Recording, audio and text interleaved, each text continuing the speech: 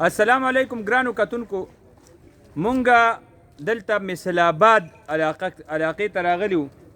دلته کله نه چې د اوبه د سیلاب د اوبو د کمیدو اعلان شوی دی، لا کله نه سیلاب راغلی دی، نو د دې خلقو مسلسل مونږ ته فریاد را رسیدو، اواز را رسیدو، او تر اوسه پورې دې ته څه ریلیف، ایمرجنسي ریلیف لا د سیلاب نه پس چې کوم مسایلي مشکلات یې هغې دپاره انتظامیه دلته نه ده را رسېدلې.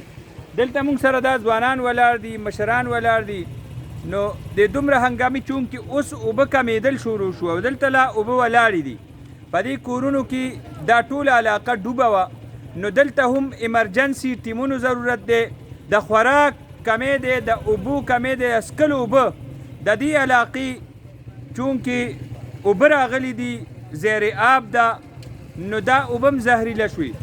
د دې اوبو بندوبست پکار دی، څنګه چې په نورو علاقو کې د اوبو مسله ده، د خوراک مسله ده، نو هغه سیم مسله هغه دلته هم ده. واجد تا څه صحیح کړل دې علاقه کې؟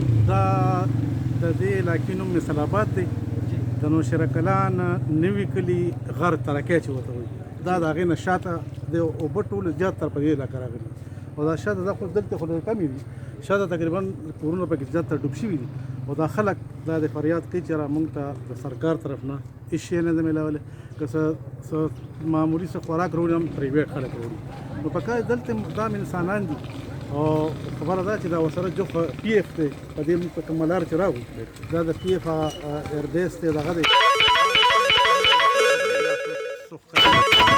پکار ده چې دلته راشي د خلکو امداد وکړي. بل د اوبو مسله ده، خوراک مسله ده، ورته ټینټونو مسله ده، ورته دلته بیا ډېر مسایل دي. دلته زمونږ یو ملګری هم دغه شوی ډېر زیات افیکټ شوی دی، د هغه مکمل کور ډوب دی، داسې نور غریبان ډېر خراب شوي دي، غر نه شاته ډېر زیات اوبه ولاړ دي. بلکل. تاسو به څه وایئ وروڼو؟ بسم الله الرحمن الرحیم. مونږ د مثل آباد نثار د مثل آباد اوسېدونکي یو. زمونږ د حالات حکومت ویني چې کم حال کې پراته یو، نه د پیسو درک لګي، نه د خوراک، نه د اوبو، دغسې سار نه په منډو یو.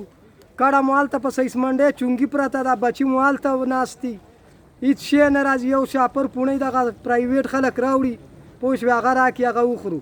نن درېیمه ورځ ده چې په منډو وي، او دغه 80 روپۍ دي را سره جیب کې، دا په دې بسالې، په دې خو یو پیالې چای هم نه ورکوي هوټل والا، پوه شو. نو زموږ دا حرض دی چې مهرباني وکړه، حکومت ته ووایه یاره موږ څه امداد وکړه، زموږ دا کورونه وینه، زموږ خل وینه، پوه شو، زموږ دا منډې ترړې وینه، ولې تی وینې نه. ګرانو کتونکو، دا شاته تاسو ته ټوله علاقه ښکاري، مثل آباد مکمل طور باندې متاثره شوی دی. دلته کې چې کوم مشران، ځوانان دا ولاړ دي، نو هغوی لرې نه د خپلو کورونو ننداره کوي، نظاره کوي، او د هغې تباهي او بربادي ګوري، او د دې بچي زنانه هغه کیمپ کې دي، کیمپ ته رسېدلي دي.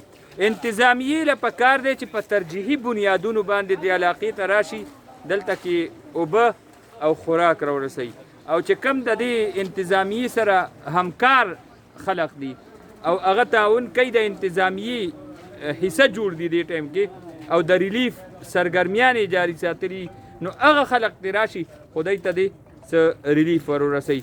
دقه زمونږ دوره هم دې دپاره وه چې مونږ ته میسیجونه او مونږ ته کوم دغه راتلل، مونږ په خپلو سترګو اوس هم دا د 3 بجې تر اوسه پورې ناست وو. اوس خپل د کلي کس لاړو، او د کلي کس راغله چې کوم دی هر څه راوړو، که په قرض یې راوړو، که په نغد یې راوړو، خو لاړو. الله دې عزت وکړي.